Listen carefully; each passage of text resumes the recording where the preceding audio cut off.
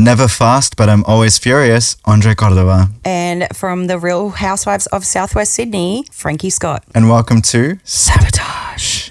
Hi, Frankie. Hi, Andre. How are you? I'm all right. I am loving these mugs. They're really cute. Yeah. How do they do it on Thingo? Wait. Okay, so consider this the first episode of the spin-off series Sabotage Now It's Personal, where it's a bit more of an interview style than the traditional main series of being subject-based. So we're here with Frankie Scott, candidates of the Greens, MACARTHUR, correct? Yes, MACARTHUR. So Southwest Sydney, like from Bardia, Minto, all the way down to Wedderburn, out to Smitten Grange, Currency, all that type of area. So, yeah, it's quite a large district from what I've seen. Yeah, it is. Difficult in some senses of, getting out and getting to speak to everyone, but no, it's good. I've lived in the MACARTHUR area my whole life, so. And that's what you want from a representative in your area. Yeah, definitely, because, I live the same experience as people in the area. Like when our local group was talking about who was going to run as a candidate and who wanted to be the face of the campaign, essentially it came down to the fact that I have a very similar lived experience as other people within the MACARTHUR electorate. I'm a single mother.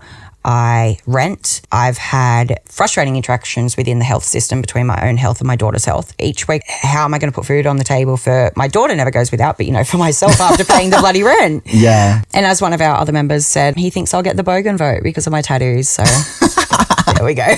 We love that. Yeah. Keeping it real, honestly. Yeah, but I am who I am, and it seems to be resonating well. Like we had our campaign launch party last Thursday, and some discussions I'd had with people that had come along had said they really appreciate and are getting behind the campaign and myself as a candidate because I represent the community. I also worked until I got sick in 2022. I'd worked for a decade in the mental health system as a peer support worker. So I've seen as well the failings of the mental health system as it is at the moment. Is this what inspired you to become a representative of MACARTHUR? When I was in my early 20s and I was at uni, I was studying politics. Yeah. Working within the mental health sector, that was when I really started getting quite political because I'd have clients that were screaming out for help. And as much as we could do from a not-for-profit viewpoint, it would only go so far. When there's not enough availability, the affordability of seeing a psychologist, not even getting into psychiatrists, is insane. So people were just sort of stuck in this rut of not being able to live their best life that they wanted to because their mental health was holding them back because of accessibility and affordability. I do understand that because coming from somebody who has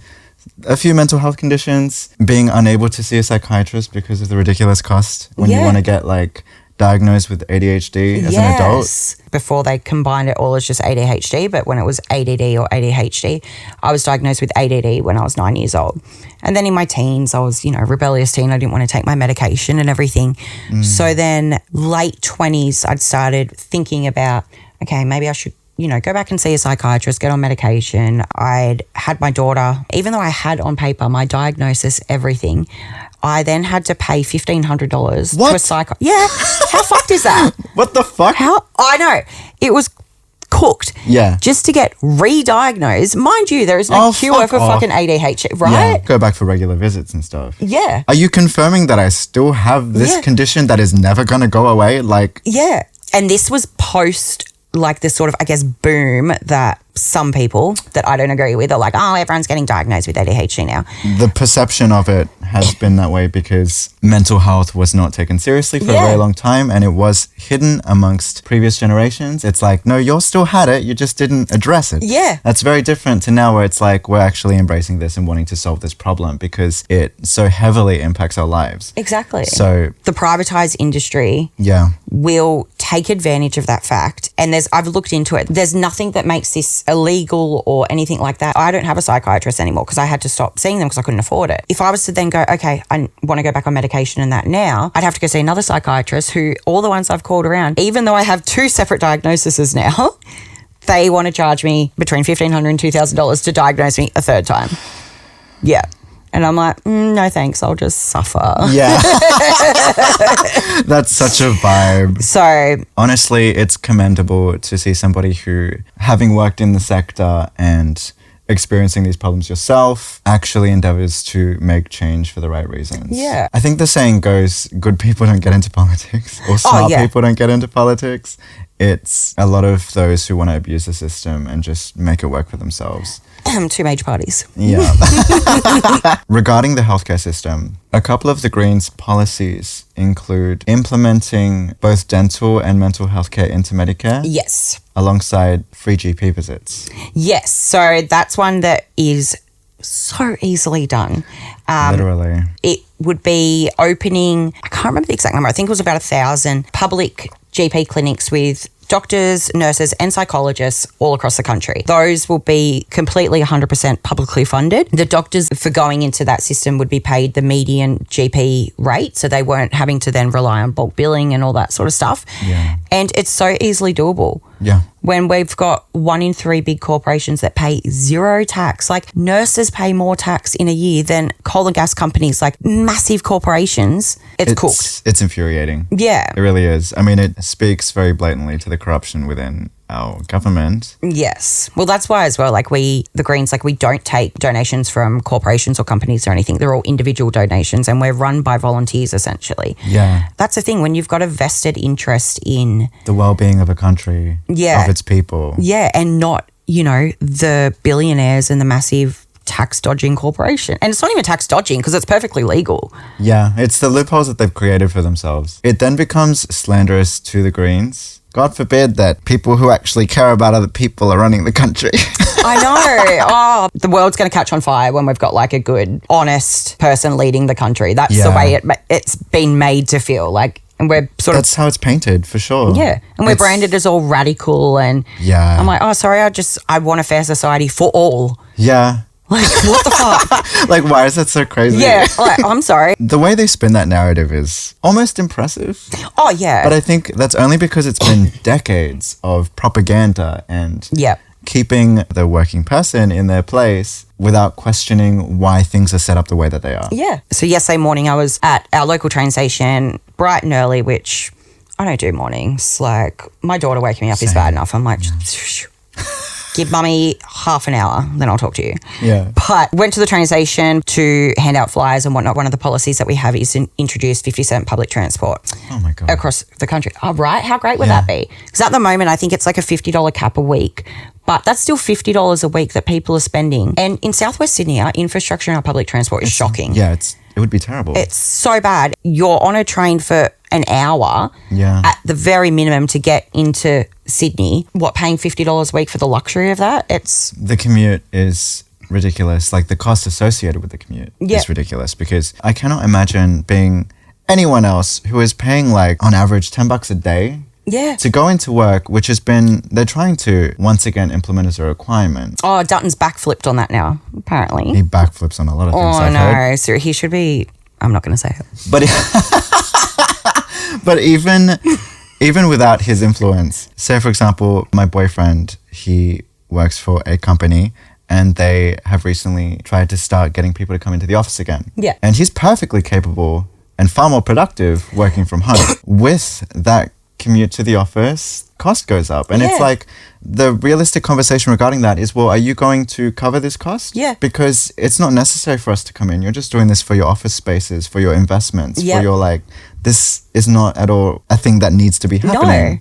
So I think that's a discussion that needs to be had. In regards to what you were saying, it's like, well, it wouldn't even be that big a deal if we're only being charged like 50 cents to fucking travel in anywhere. Yeah, and that's exactly it. But like, to your point of people just being so used to the status quo. Like, there was one discussion I ended up having with a commuter yesterday who, through no fault of their own, because of what we've all been fed for so long about, okay, you've got these two options and that's it, and this is how it's going to be. Conditioned to believe that this is how it is. Yeah, she was saying to me, it'll never happen. Like, who's going to, pay for the train drivers and all that sort of stuff? And I was explaining that, all our policies are independently costed with the Parliamentary Budget Office, everything like that. Like, there aren't going to be train drivers and cleaners and everything like that being worse off under this. Like, it's been implemented in Queensland and it's been like, it can be done. And then in Melbourne, I know on the trams there's like certain zones where it's free there, but here there's nothing. It actually reminds me of the cost with going to the airport via Oh train. my God, don't even get me started on that. Makes me so angry. And I didn't find out until I was fucking there. Oh, same. It's actually illegal to not have signage. Yeah.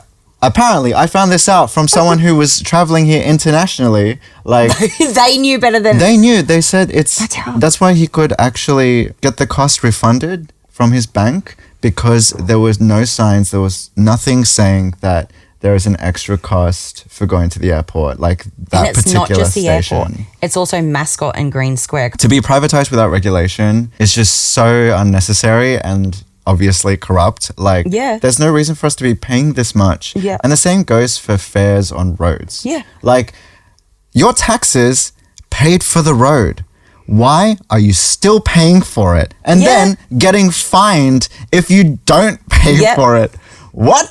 Like, And they've privatized that now too, because I remember years ago, like I hadn't paid a toll fine or whatever, and ADHD, I kept forgetting to actually do it. Yeah. And got turned into a penalty notice, and I was like, ugh. And then it was the risk of like losing my license. So I was like, all right, I'll pay it. But by then it's slapped on all these other fees. But now it's privatized. They don't have that power now to go you can just not pay it. Yeah. I mean, I'm not advocating for that, but I am. And I'm not a political candidate, so you can listen to me.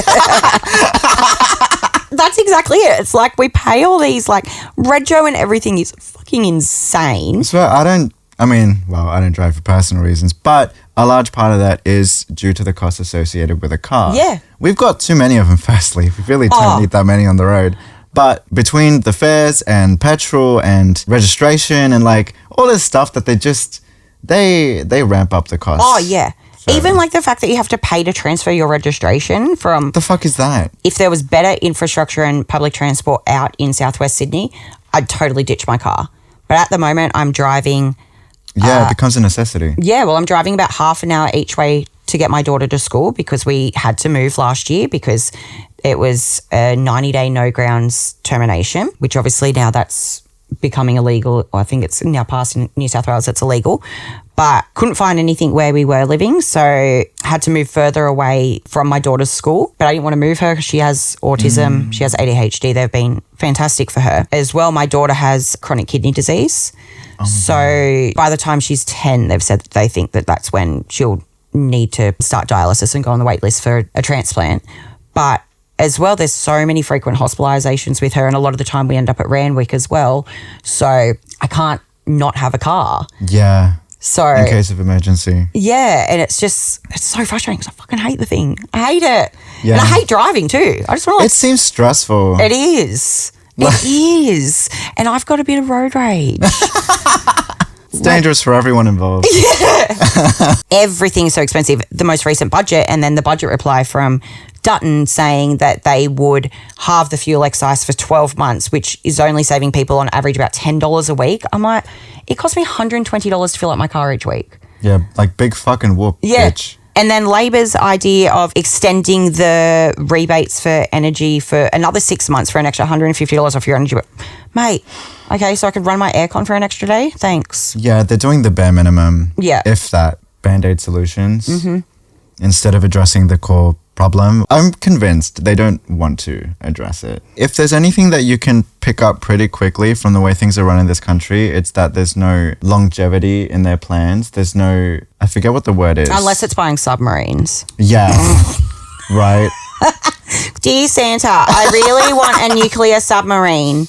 Love, Frankie. I've been really good this year. We make our own military what have you, but it gets sold off everywhere else, and then we buy the shit ones from other countries that fall apart and were designed terribly. I believe so. I haven't completely looked at it, but I'm pretty sure, yeah. And by the time that we even receive them, they become out of date. Yeah. That spending could go It's terrible on investments. so much better stuff. Like, we are in a national housing crisis. There's so many people that are one bad week away from being evicted because they can't pay the rent. You know, there was an article that I read about this bloke who's bought 150 investment properties. He's in his 30s and he is obsessed with buying properties. He makes $70,000 a week from his investment properties? And his answer is, I'm supplying houses to those that need rentals. No, that's not how you do it. You know how you do it? You go with what we've been screaming out for so long and having a publicly funded property developer to build more social and affordable housing. Homes are for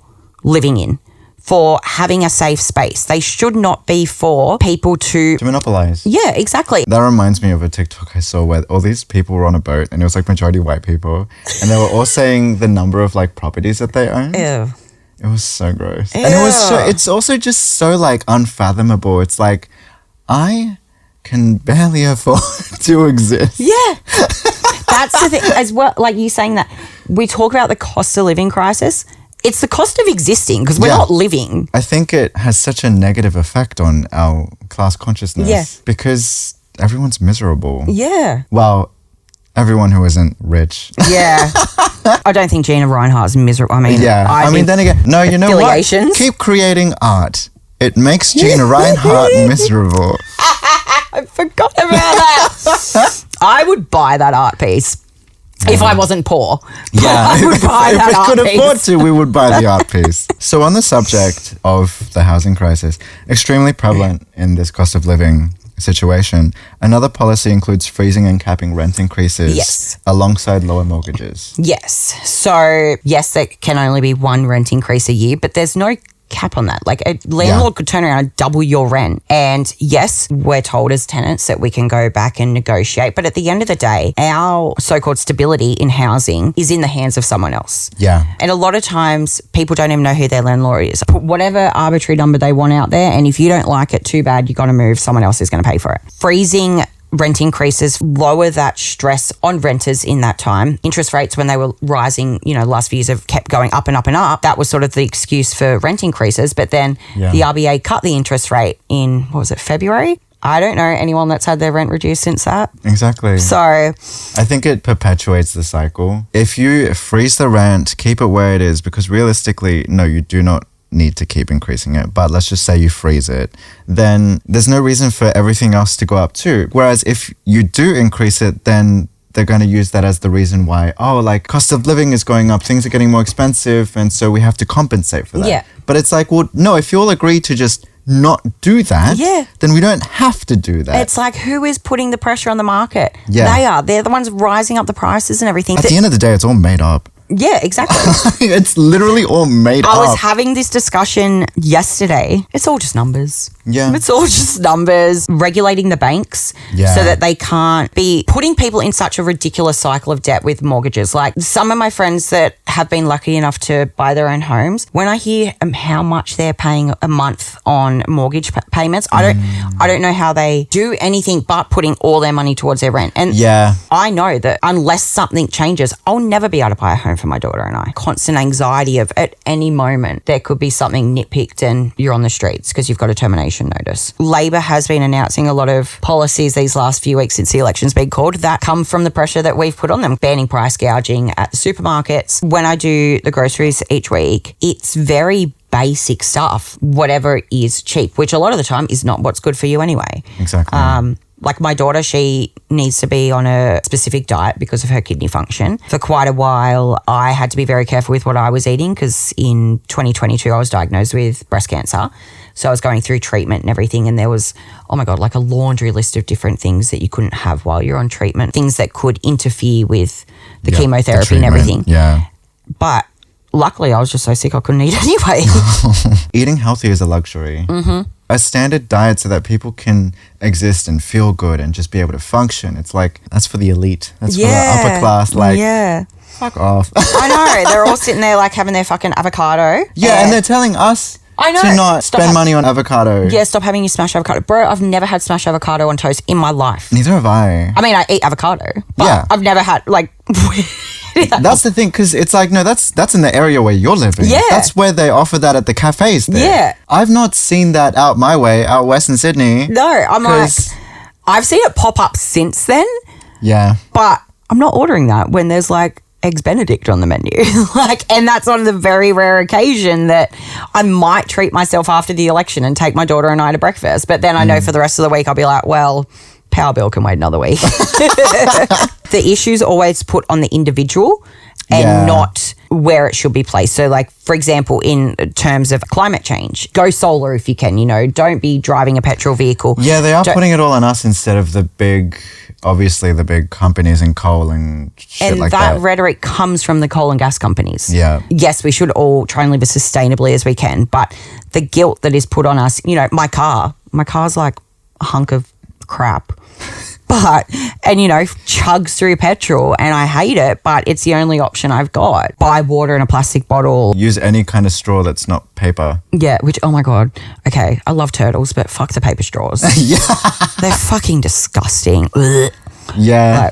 And they always like cave in on themselves. Yeah, and they're like... when you haven't finished your drink and so you have to get another one. When I want a Macca's Coke, which I don't go to McDonald's anymore because, you know... the onus is on the individual and not the ones with the biggest impact. Yeah, exactly. So, you know, coal and gas companies and everything like that, to cover up the fact that they're doing the most harm to the planet. Every week when I go and put petrol in, I feel guilty.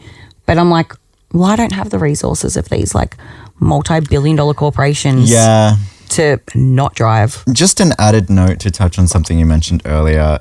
I've also come to the conclusion that I may never own a house. Like, I'm just so content with like, existing until I die and not having a house. Cause, like, but you know what? Yeah. Then if you pre-buy your coffin, you own your there you go. You own your eternal home. Yeah, literally. So morbid. So, yeah, it is really sad, and honestly, it should not be that way. Our predecessors, our parents, our grandparents, they all had the luxury of buying a home quite easily. Oh, yeah. And then they decided to leave us with nothing but debt. Something needs to change if we want any hope, any possibility of having that kind of stability in our lives. So my housemate and I recently moved into a different place in Parramatta, and we get the ledger or whatever it is of how much that we've paid for the previous place after having been there for, I don't know, 2.5 years. Anytime that happens, that information leaves my mind so quickly because I do not want to lament on the fact that I could have done anything with this money if I didn't have to pay it to someone just to live. Like, that's it. We don't get anything at the end of it. Yeah. Like, it's all temporary. Yeah. But I remember one time when I think it was during COVID, so I would have been like 30 or so. I went through and because I moved out of home at 18 and I'd gone back and calculated how much I'd spent in the 12 years. I could have bought a property in like regional New South Wales or something. On the subject of housing, can you speak more to the cause of our housing issues and why it's not strictly due to immigration? Yes, this is my favorite topic because I fucking hate the rhetoric. It's the immigrants are taking our jobs. Yeah. That's the thing. So during COVID, we actually had negative immigration rates. So I can't remember exactly the numbers and everything like that. Immigration had fallen. Yet housing prices were going up and up and up and like continuing to go up. Yeah. That has continued since then. Yes, immigration has picked up a bit since, you know, COVID ended and everything like that. But that is not the cause of the raising, you know, rents, mortgages, demand on the property market, anything like that. It is property developers.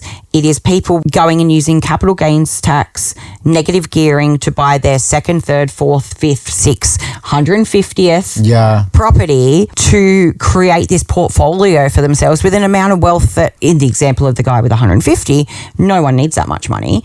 That is what's causing the issue because it is easier to get your second, third, fourth, fifth and so on property than it is to get your first. Yeah. So that is making the market so much more competitive. The broader society looks at immigration and associates it with people that aren't white. Yeah. A lot of our immigration comes from the UK, America, white country, but no one wants to talk about that. They want to blame people that are fleeing war-torn countries. Yeah, they want to blame the coloured people. Yeah. Yeah. Yeah, listen, there is something to be said regarding why immigration for certain ethnicities is easier than others. Indians, for example. And there is a reason for that, and it is because they are being used. Mm-hmm. So I just want you all to remember that because you've got people from other countries who have a much more difficult time trying to get visas, trying to migrate to this country because the rates of reproduction and birth, the way that they can manipulate certain ethnicities to do their bidding and keep this cycle going is the only reason why they're engaging in that. And at the same time, they will blame immigration as the problem. So it's very hypocritical. If you look into it a bit deeper, you'll see exactly what I'm talking about. Well, anecdotally, and don't hate me, don't come for me. But before I got into mental health, I was working in the employment services sector because I went in with the whole young and naive, and I was like, oh, disability employment services, I'm going to go in, I'm actually going to like help people. And then I very quickly realized it's just about money, whether you work for a profit or not-for-profit provider. But a big thing I was finding was I'd worked for one provider in Parramatta, job seekers that would come in that had been doctors back home in like India or Pakistan or Lebanon or anything like that. Their qualifications weren't recognised here. Yeah. They were brought over here and they were exploited because they'd come over here and they'd have no other options, and they'd end up working these dodgy $10 an hour cash in hand jobs off the books because they had no other option. And these employers knew that they could do that because these people were desperate. Society would look at them as dole bludgers or anything like that, but these people were phenomenal with their intellect, their knowledge, even how their own personal experiences in the world had shaped who they are. Some of the most brilliant people I've ever come across in my life. And we're honestly like raised to believe that people who do not speak the same language as us are not as intelligent as us. Which is also bullshit because I can barely fucking speak English. And there's people I've met that they speak English fluently, their native language fluently, and then they chuck in a couple of extra ones just for good faith. I'm like, I couldn't even remember how to say, what was it, sister?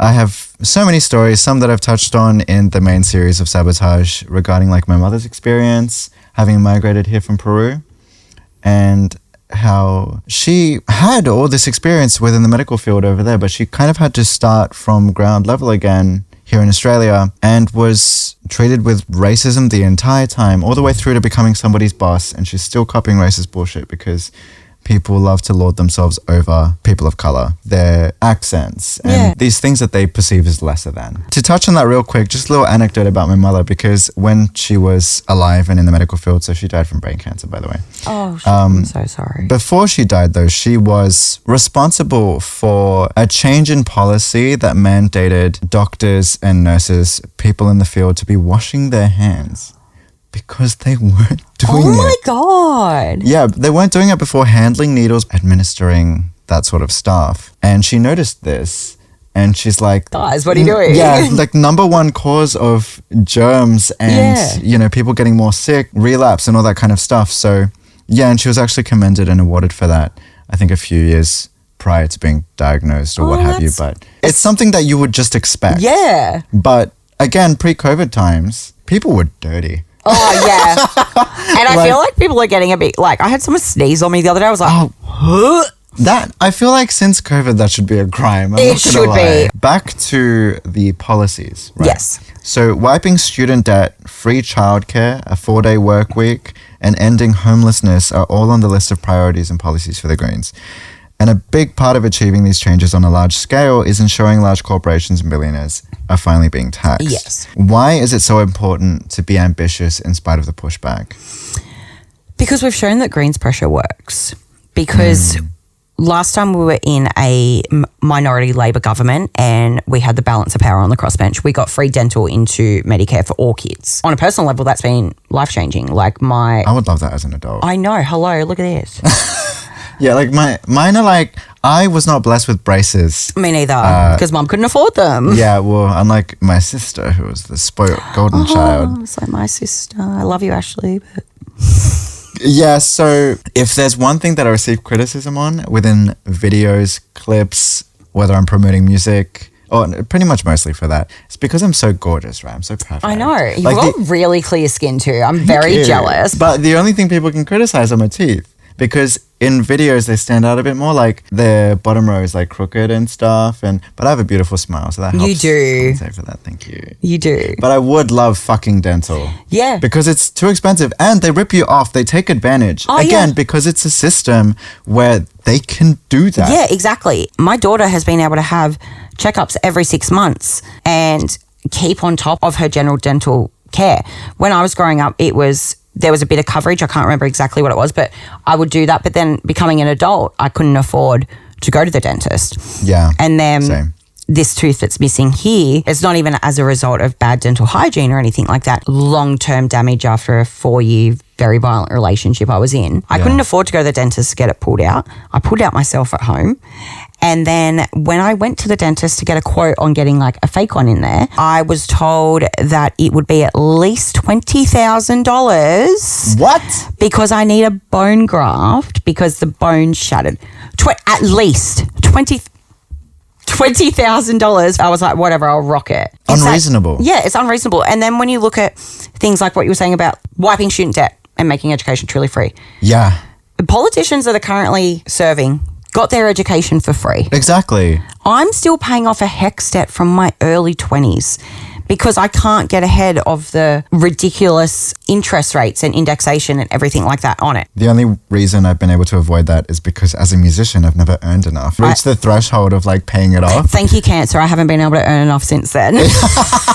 A lot of people will say they have that idea of voting for the Greens is a wasted vote, and it's absolutely not, because we've shown that the more Greens MPs that we have in Parliament, the more we're able to put pressure on the government, on Labor. We've made it very clear we will not support Liberals forming a minority government to introduce these things. And it shows, like, we've been putting that pressure on. And now the last few weeks, the range of election promises that Labor have announced are Greens policies. The Medicare ones that they're announcing at the moment, there's been more in the recent days. I haven't been able to keep up, but they're all Greens policies. Yeah. And that's why we are so ambitious with it, because I don't even think it's ambitious. It's just something that can be easily done by taxing these massive corporations and billionaires properly. Instead of overtaxing the general populace. Exactly. It's not fair when you compare it to companies and individuals that are making multi-billion-dollar profits and paying zero tax on it. Call us radical, call us whatever you want. I mean, at least we've shifted a little bit from the whole tree-hugging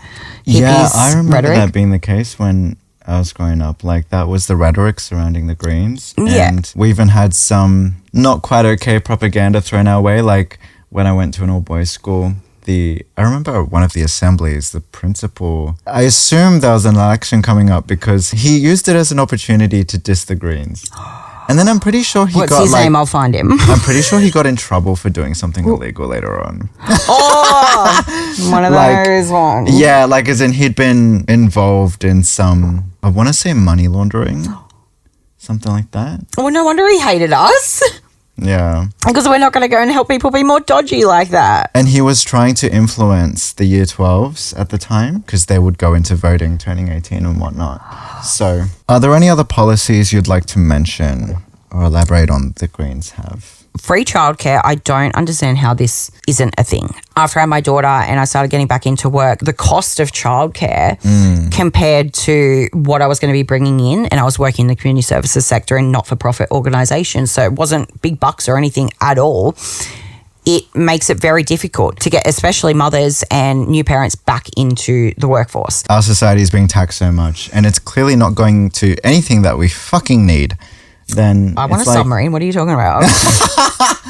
Like, can we go? Do you reckon we should petition the government and be like, right, all our taxpayer dollars are going to these fucking submarines. We all get a ride on it. Although after that one that went down to the Titanic, you know that happened maybe like not. 2 years ago? The Titanic one? No. Oh. No, the one that the rich people went into and then it exploded. Yeah, that one. Yeah, that one. Because they went down to the Titanic wreck. Titanic. Yeah, Was that 2 years ago? Yeah, I was like, what? I thought that was like last year. Yes, I know. It's been a while. Also, lol. So it's kind of hilarious when you consider the fact that they are perpetuating this whole a decline in birth rates. You know, people aren't having kids anymore. They don't want kids, like this and that. Yeah, because we can't afford to. And that's what people have been saying for like ages now. And we look at what is done so well in some European countries. Exactly. When it comes to free childcare and that, like at least if you're taking off that burden of, okay, I don't have to pay for this. This is free. It makes more productive workers, which in turn then helps the economy. It's a flow-on effect. Same with our policy for a 4-day work week. It's been shown to work, again, in European countries. Yeah, it's worked in other countries. Because at the moment, people don't have that work-life balance. And then people are going you know, if it's an office job or something, going in on the Monday morning, feeling like their weekend was spent really, like I know when I was working at 9 to 5, I'd get home on the Friday. You spend it resting because you're too fucking tired. Exactly. And then if I went out on the weekend, it was doing fucking grocery shopping. Like, yeah. Workers are burning out so much and then ending homelessness as well. Like, we are a wealthy country. We should just want that and be able to enable that. Yeah. And then I think a lot of the time, unfortunately, there's that stigma that comes with it as well of it being someone's fault that they've become homeless. Yeah, the homeless are used as a reminder of what you can become if you don't keep up with rent, if you don't keep up with working to survive and not live. Yeah, that's the punishment that you receive. There's not enough public services there for drug and alcohol rehabilitation. And when someone does decide they want to quit using drugs or alcohol, it's a very small window that you have to seize on that opportunity. People have that whole thing of, I'm not going to give $10 to someone like begging for money in the street because they're going to use it on drugs or alcohol. Okay, I was going to go buy a fucking bottle of wine with mine, so I might as well give it to them so they can buy a bottle. Like, what is, like... When you really think about it. Once you're at that so-called bottom rung of society, it's so hard to get out of it. Two major parties don't care. No. They don't care because they're not the ones going and making massive $1 million political donations to them. A lot of the people that are being housed, you know, temporarily are through not-for-profit charities that don't receive any government funding. In a wealthy country, there should not be anyone having to sleep rough, and there's people that are employed at the moment that are becoming homeless and sleeping in their cars. Yeah. Because of how... And then you get fined for sleeping in your car. Yeah. If you get caught. There are snitches out there who do that. Snitches get stitches. Yeah. Like, you pay for a car, you can fucking sleep in it. So long as you're not parked anywhere inappropriate. Like, what the fuck is up with that? So regarding misinformation, because there has been a fair bit of that, can you speak of this? What are some typical political tactics or empty promises that people are likely to hear in this upcoming election? Yes. So I can speak to the misinformation that is, well, obviously we've spoken about... It's been happening. Yeah. Obviously, like speaking of the two major parties, things about why the housing crisis and the cost of living crisis is what it is and, you know, trying to turn it on immigrants. I know that there's been a lot of misinformation as well towards the Greens, thinking that a vote for Green is a vote for Labor. No. Mainstream media manipulating things that... I've seen a bit of that. Thinking that because we say that we want an end to the war in Gaza and for a permanent ceasefire, while at the same time we're also saying, like, we want unconditional release of the October 7 hostages. Like, we've made that clear as well. One of our key 4 pillars is peace and non-violence. Exactly. And we also want the genocide and the ethnic cleansing in Palestine to fucking end. People finding anything to complain about. They're like, they care far more about what's happening in third world countries or like other countries than their own. And it's like, well, two things can be true at once. Yeah. You know, we've obviously addressed a lot of issues that exist in this country, and at the same time, we can support Palestine because we don't support genocide. Exactly. Like, it's pretty straightforward. It's complete ethnic cleansing what's happening there. Can you please explain how preferential voting works for those who don't know leading up to this election? That is... actually really love that you've asked this because I've had a few people ask me, they're like, where are your preferences going? So preferential voting, however you number your boxes, to say you do number 1 for the Greens and then, you know, so on and so forth until you filled out that House of Representatives paper. You went in, you voted 1 Greens, then you voted 1 Nation. Okay, if we're living in fucking La La Land. I mean, I wouldn't be here if that was the case. Yeah. But, yeah, so say then you put an independent or something after. Your first choice didn't get enough votes to get elected. Your preferences then roll on to your second choice. And then if they don't get enough, it then rolls on to the third and so on and so forth until someone, a candidate, a party, whatever, has enough votes to win that seat. Did you also see Dutton going into Headspace in Melton in Victoria? And they removed any, like, queer art? Yeah. It's disgusting behavior. Yeah. And what a way to alienate the people in your country. Like it or not, everyone is here. There is a range of people here. As any kind of representative, you should be endeavoring to appease everybody. Yeah. That's the one time where you should be kind of like a people person. Yeah. Not a people person, like a people pleaser. Yeah. That's the thing. You can't go and alienate entire groups of people. Exactly. A Greens majority has never happened before. Given the state of our country and government, it may be more crucial than ever to let go of the two-party narrative when neither are improving our quality of life.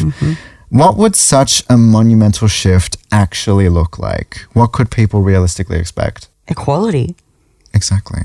Like, everyone to have their basic needs met, be able to live a good life. You know, we've grown up with this narrative of we're in this like really great, good country, and I do love Australia, but unfortunately our politicians have let us down. And, you know, the Greens can make sure that we have, first of all, like a climate and an environment that is going to be sustainable, that we have enough housing, we have enough resources, we have enough funding into medical services. And you know what? At the end of the day, it would lead to a much happier society. We could compete with Finland.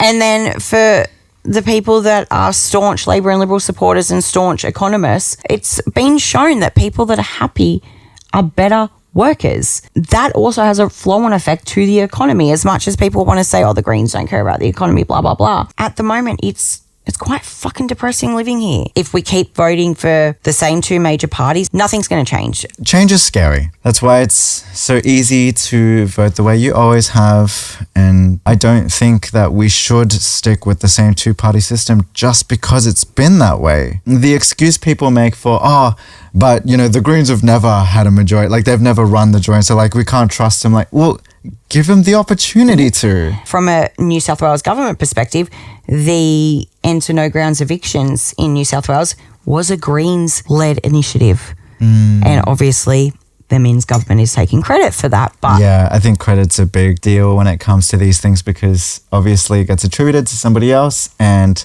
they get to say the same old thing about the Greens, about them not having any influence, not doing anything. Yeah. Like they're just a bunch of tree huggers, or that the I love notion trees. or that the notion of equality is simply on a social level when it comes to, you know, accepting the queer community or gender identity or this and that. And it's like, well, if you actually pay attention, the Greens clearly have some quite literal and physical policies that they want to be implemented to improve our quality of life and erase the cost of living crisis and this and that. So I've had so many conversations where people have been lifelong Labor and even Liberal voters that are now, these are people in their 50s, 60s and so on, who are now considering alternative options. Not even considering, just straight up saying, I'm voting Greens this time. I'm not voting for those two major parties because they've consistently let me down. And that's the thing. I think it's really important that when people consider who they are voting for on May 3rd, just having a little reflection and thinking, okay, the party that I've voted for, what have they done for me? Is my life better off under them? Having a look into the other options. What have you got to lose? Exactly. That's the thing. Like, we've all got, you know, smartphone. I don't even know what my phone is. We've all got smartphones. Like, quick Google, you know, have a look at who you are voting for. Because unfortunately, a lot of people do come politically disengaged because the two major parties just want to constantly sling mud at each other. And the stats show that we don't want to hear high school type fighting between them. We just tell us your policies, tell us what you're going to do for us, and let's get on with it. I think that pretty much covers it. Thank you for being here. Thank you so much for inviting me. I've been very nervous, but you're so awesome. You heard it here first. I'm awesome. You are. Like, it's just, you create this real safe space for people to talk about anything and everything. I thought I was going to come in here looking like a fucking dickhead. I probably did in some ways, but... No, not at all. I think you've kept it real, and quite frankly, we need more of that because we have far too many out-of-touch politicians in the role. So I'm really grateful that you came to do this, and I recognize that this isn't exactly like, you know, Abby Chatfield interviewing the Prime Minister kind of thing. Like, I'm not on that level, but I also don't really... I'd give him so much shit. Like, obviously, I prefer Labor over Liberal, like the coalition, but when they are consistently letting us down, I want change. Yeah. I am not the type to just wait around hoping that the same shit is going to result in a different outcome. Exactly. Like, that's so unrealistic and ridiculous. What did Einstein say? Like, the definition of stupidity is doing the same thing, like, over again and expecting a different result. Like, that is what's happening. Like, Australian voters elected Albanese on this whole platform of, I came from a single mother, I grew up in public housing and whatnot, but he's shown that he hasn't been true to his roots and followed through on those promises, whereas we haven't deviated from what we've said that we're going to do. Yeah, your core values have remained the same. Yeah. And we may have expanded on them over time. Like, that's just been in line with as we progressed as a party. Thank you again for being here and thank for you so having much. this chat. This has been Sabotage.